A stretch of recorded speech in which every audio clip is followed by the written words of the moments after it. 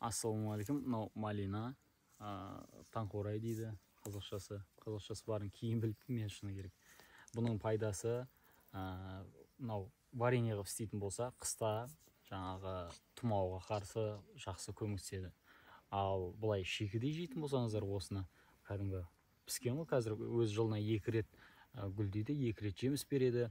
Осыны шикідей жейтін болса, мынау именно іштегі жараларды, язва болсын, жаңағы ішкі құрылыста, ішектердегі солардың бәрін қанды тоқтатады, іш жақтағы әсіресе.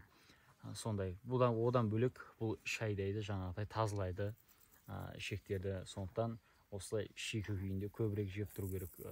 Тағында бір пайдасы бар. Мынау екі қабат келіншектер көбірек жеген дұрыс, себебі бұның бойындағы витаминдер адамның бір күндік дәрумендерін толық бере алады. Именно осы жеміс. Сол, бұны басқа да пайдасын білсеңіздер, жазға кетіңіздер. Одан бөлек мынаны кәдімгі жалбыздың жапырағы сияқты мынаны жапырағын жинап алып, кептіріп, шай қылып ішсе болады. Жаңағыдай бұның зияны жоқ, барлығы пайдалы бұл жағынан. Басқа жаңағы пайдалы ақпараттар болса, керек болса, каналыма өтіңіздер. Сол жерде басқа да емдік шөптердің жаңа видеолары тұр. WhatsApp группаларға тарқатуды ұмытпаңыз, каналға жазылуды ұмытпаңыз.